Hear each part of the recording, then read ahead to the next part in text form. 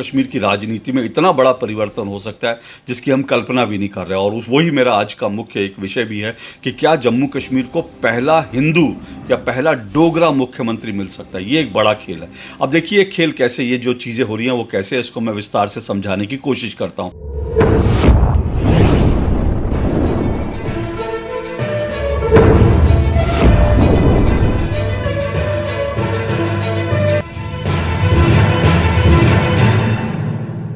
अब से कुछ ही घंटों के बाद हरियाणा और जम्मू कश्मीर विधानसभा चुनावों के परिणाम हमारे सामने होंगे।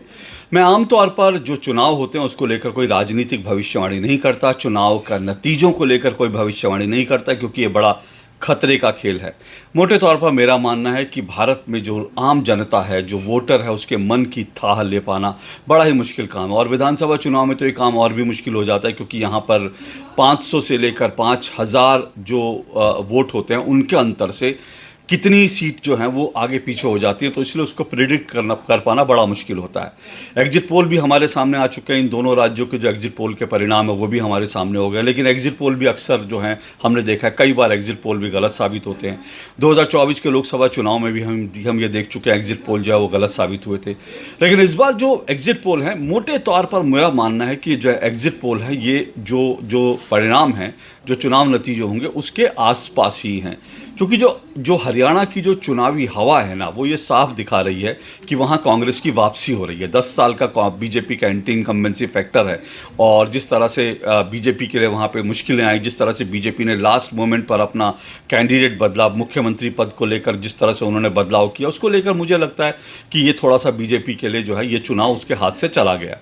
लेकिन जो पूरी लड़ाई है वो सिर्फ लड़ाई अब इस बात की है कि बीजेपी वहां पर डबल डिजिट में, क्योंकि कांग्रेस और जो कांग्रेस समर्थक है वो ये कह रहे हैं कि बीजेपी डबल डिजिट में भी नहीं आएगी। लेकिन मेरा मानना है कि बीजेपी जो है डबल डिजिट से ऊपर ही जाएगी, 10 से 20 सीटें और 20 से भी ज़्यादा सीटें ले जा सकती है।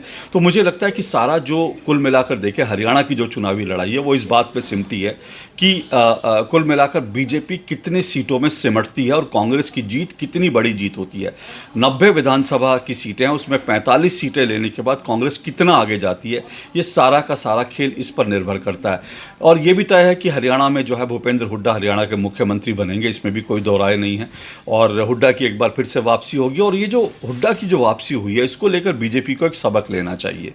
वो सबक ये कि हरियाणा में जो जीत हुई है वो कांग्रेस की कम बल्कि हुड्डा की पर्सनल जीत ज़्यादा है, क्योंकि ये चुनाव जो है हुड्डा के कंधे पर, हुड्डा के दम पर कांग्रेस ने लड़ा है। तो अगर कोई क्षेत्रीय शत्रप, जब आपके पास एक मजबूत नेता होता है ना, तब उसका असर जो है ज़रूर पड़ता है। और वो कांग्रेस इस बार साफ तौर पर कांग्रेस के नतीजों में उसका हुड्डा की जो ताकत है उसका असर दिखेगा। और ये बीजेपी को समझना चाहिए कि बिना क्षेत्रीय शत्रप के आप अगर चुनाव लड़ोगे तो फिर उसमें आपको कई बार ज़रूर है कि आप केंद्रीय नेतृत्व में मोदी जी के नाम पर चुनाव जीत लो, लेकिन बार बार जो है राज्य विधानसभा के चुनाव में ये होना मुश्किल होता है। और ये बीजेपी के साथ हो रहा है।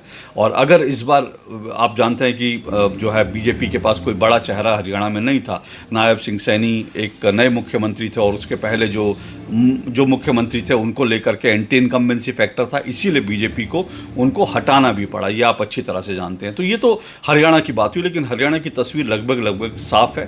कांग्रेस वहाँ आने जा रही है। सवाल सिर्फ यही है कि वहाँ पर क्या बीजेपी कितनी सीटें ले पाती है, कितना कम बीजेपी सिमटती है, सारा खेल इसमें है। लेकिन असली खेल जम्मू कश्मीर में होना है। वहाँ भी 90 विधानसभा की सीटें हैं और वहाँ पर एनसीपी और कांग्रेस जो है मिलकर चुनाव लड़ रहे हैं।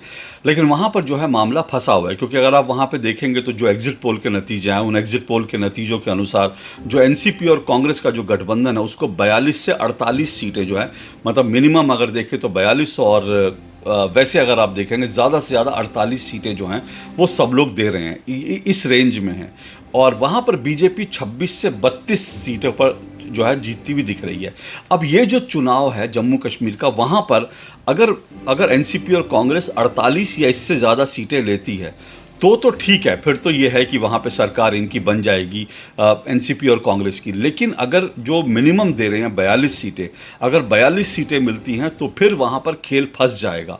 और अगर खेल फंसा तो उसके बाद कुछ भी हो सकता है। उसके बाद जम्मू कश्मीर की राजनीति में इतना बड़ा परिवर्तन हो सकता है जिसकी हम कल्पना भी नहीं कर रहे। और वही मेरा आज का मुख्य एक विषय भी है कि क्या जम्मू कश्मीर को पहला हिंदू या पहला डोगरा मुख्यमंत्री मिल सकता है। ये एक बड़ा खेल है। अब देखिए खेल कैसे, ये जो चीज़ें हो रही हैं वो कैसे है, इसको मैं विस्तार से समझाने की कोशिश करता हूँ। हालांकि जम्मू कश्मीर में 90 विधानसभा की सीटें हैं, तो 45 जिसको मिलेगी उसकी सरकार बननी तय है। तो आप कहेंगे लेकिन मैं ये मान रहा हूँ कि 45 मिलने के बाद भी अगर एनसीपी और कांग्रेस के जो गठबंधन है उसको अगर 45 सीटें मिलती हैं तो भी उनकी सरकार बनेगी, इस बात की गुंजाइश नहीं है। 45 सीटें यानी आधी सीटें लेने के बावजूद, क्योंकि इसमें एक और बड़ा फैक्टर है, एक और बड़ा फैक्टर है। वो बड़ा फैक्टर ये है कि 5 जो है जम्मू कश्मीर की विधानसभा में नॉमिनेटेड जो लोग होते हैं जिनको राज्यपाल चुनेंगे, जो 5 नुमाइंदगी करेंगे, उनको वोटिंग का भी अधिकार है। तो ये जो 5 है जनरली वेस्ट पाकिस्तान या जो हिंदू पंडित है उनको रिप्रेजेंटेशन देने के लिए, महिलाओं को देने के लिए जो है ये व्यवस्था है। अब ये जो 5 है राज्यपाल जिनको चुनेंगे, इसका मतलब है कि जो फैसला होगा वो 90 में नहीं होगा, वो 95 में होगा। और अगर 45 से नीचे 45 तक भी आती हैं तो भी खेल फंस जाएगा। और अगर खुदा न खास्ता 42 पे ये चले जाते हैं एनसीपी और कांग्रेस, या फिर इससे नीचे रहते हैं, तो फिर जम्मू कश्मीर को पहली बार एक हिंदू मुख्यमंत्री मिल सकता है। अब इसको सिनेरियो को समझिए। देखिए पहला सिनेरियो यह है कि एनसीपी और कांग्रेस को एक क्लियर कट मेजोरिटी मिल जाए, जिसकी गुंजाइश नहीं है, जिसकी संभावना लगभग नहीं है।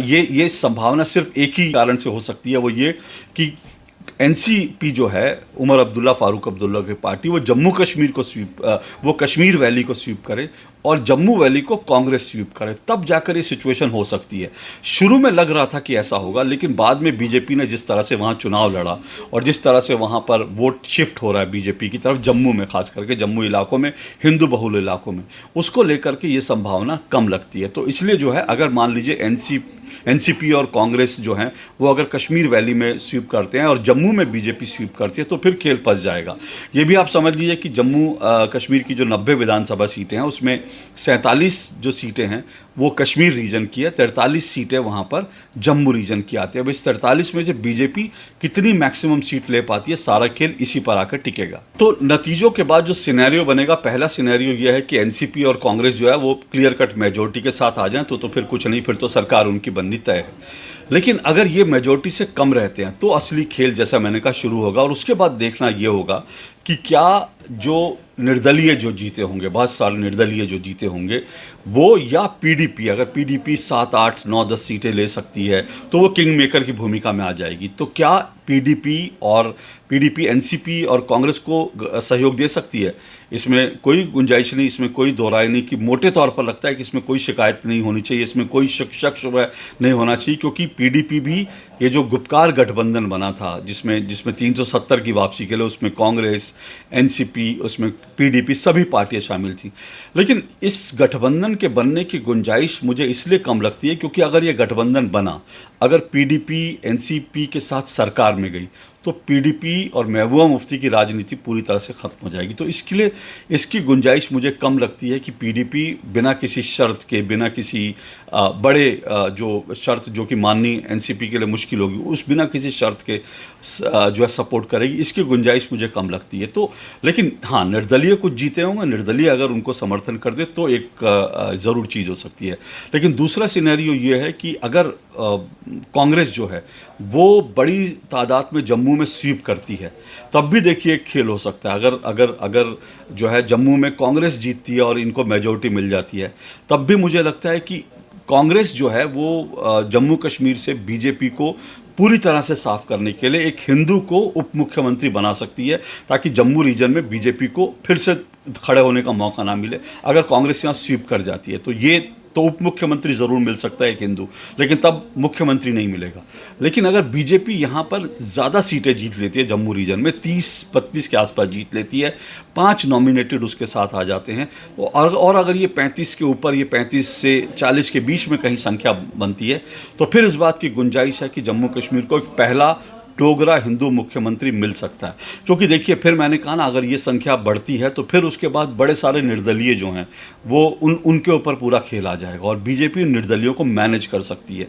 या बीजेपी, कई लोग ये भी कह रहे हैं, पीडीपी को मैनेज कर सकती है। हो सकता है कि बीजेपी और पीडीपी की पहले भी सरकार बन चुकी है, तो हो सकता है कि पीडीपी और बीजेपी मिलकर सरकार बना ले। हालांकि मेरा मानना यह है कि ऐसा होगा नहीं, क्योंकि पीडीपी अब दोबारा बीजेपी के साथ जाएगी नहीं, खासकर 370 हटने की सिचुएशन में, क्योंकि पीडीपी की राजनीति अपनी खत्म हो जाएगी कि पीडीपी जो है अगर 370 के हटने के बाद बीजेपी के साथ जाती है तो भी महबूबा मुफ्ती और पीडीपी खत्म हो जाएंगे। तो महबूबा मुफ्ती और पीडीपी के लिए खतरा ये है कि वो किसी भी गठबंधन में अगर जाते हैं 8-10 सीटें लेने के बाद, तो उनके लिए अपनी राजनीति को सर्वाइव करना बड़ा मुश्किल है। इसलिए पीडीपी क्या करेगी ये देखना दिलचस्प होगा। लेकिन निर्दलीय बड़ी तादाद में ऐसा लग रहा है, छोटी पार्टियां जो है वो अगर कश्मीर वैली को जीतती हैं तो फिर बीजेपी वहां पर जो है एक बड़ा गेम कर सकती है। और एक और गुंजाइश है, दूसरी गुंजाइश ये है कि ये भी संभावना है, ये आशंका है कि अगर बीजेपी जो है 5 लोगों के साथ, जो नॉमिनेटेड 5 है, अगर बीजेपी उनके साथ मिलकर बीजेपी का आंकड़ा जो है वो अगर 35 के आसपास जाता है या फिर इससे थोड़ा सा आगे बढ़ता है या 40 के आसपास जाता है, तो फिर जो है नेशनल कॉन्फ्रेंस जो है वो टूट सकती है। क्योंकि मेरी इस बारे में कई लोगों से बात हुई थी, इससे इनकार नहीं कर सकते कि नेशनल कॉन्फ्रेंस के अंदर जो है कई उम्मीदवार ऐसे हैं जिनको बीजेपी ने चुनाव लड़ने के लिए फंडिंग किया। ये इंटरेस्टिंग फैक्टर है, सुनिएगा, कि एनसी के कई कैंडिडेट्स को बीजेपी ने पीछे से जो है खुलकर नहीं बल्कि पीछे से सपोर्ट भी किया है कश्मीर वैली में, और उनको जो है सीधी तरह से उनको अच्छा खासा जो है पैसा फंडिंग भी किया चुनाव लड़ने के लिए। तो ऐसे कई लोग जो हैं एनसीपी के टूट सकते हैं अगर एनसीपी और कांग्रेस जो है मिलकर एक साथ अगर उनको बहुमत नहीं मिलता है। अंत में एक बात और, कई लोग ये कह रहे हैं कि भाई मुख्यमंत्री हिंदू मिल जाएगा तो कैसे मिल सकता है, जम्मू कश्मीर तो मुस्लिम बहुल इलाका है, तो फिर कैसे एक हिंदू मुख्यमंत्री बन सकता है। तो ये भी आपको बता दूं कि महाराष्ट्र जो है वो हिंदू बहुल इलाका है, लेकिन वहाँ पर एक मुस्लिम मुख्यमंत्री बन चुका है, तो ऐसी बात नहीं है। लेकिन दूसरी बात, लोग ये भी चर्चा कर रहे हैं कि बीजेपी ने 370 हटाया, जम्मू कश्मीर में इतना डेवलपमेंट हुआ, फिर भी जो एग्जिट पोल है वो दिखा रहे हैं बीजेपी को सिर्फ 3% वोट मिला, तो ऐसे कैसे। तो देखिए, इतना तय है, बीजेपी अगर जम्मू कश्मीर में और कश्मीर वैली में, मैं कश्मीर की बात कर रहा हूँ, कश्मीर में अगर जितने युवक हैं उन सबको नौकरी दे दे, और बल्कि नौकरी क्या, मैं कहता हूँ नौकरी के साथ साथ एक एक अगर हीरे की अंगूठी दे दे, तब भी बीजेपी को कश्मीर में वोट नहीं मिलेगा। कितने ही अच्छे काम बीजेपी कर ले, लेकिन उसको वोट नहीं मिलेगा। 3%, 4%, 5%, इससे ज़्यादा तो वोट, 5% भी बहुत ज़्यादा होता है। 3% वोट मिल रहा है, तो उसमें बड़े सारे नेशनलिस्ट लोग हैं जो है जम्मू कश्मीर में मुसलमानों में भी बहुत सारे नेशनलिस्ट लोग हैं, तो वो ज़रूर जा सकते हैं। लेकिन मोटे तौर पर कश्मीर में बीजेपी को ना आज ना भविष्य में ना उसको कोई सीट मिलने वाली है, ना ही उसको कोई बहुत वोटों की तादाद मिलने वाली है। ये जम्मू कश्मीर की, और सिर्फ जम्मू कश्मीर की, मैं कहूँगा ये देश की राजनीति की भी हकीकत है। इसको समझना चाहिए, जितनी जल्दी बीजेपी समझ ले उतना अच्छा है। आज के लिए इतना ही, नमस्कार।